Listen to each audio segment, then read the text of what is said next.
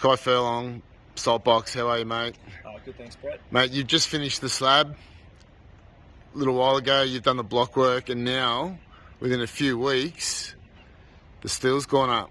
Okay, so as a builder, can we quickly let you explain the importance of planning for the structural steel to go up? Yeah, sure. So the structural steel is actually one of the first things we started organising on this job. Probably about 3 months ago, we were working with shop drawers to actually draw the steel up in 3D. And so, yeah, although it's only taken a week and a half to go up, it's been 3 months in the planning. So it's really one of the key things. Everything has to be perfect. There's no, you can't plane a piece of steel down.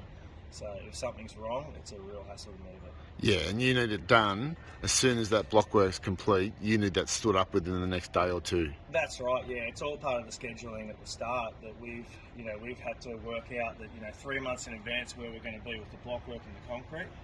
So this steel lands on site the day after the block work's finished. Perfect. Thanks, Kai.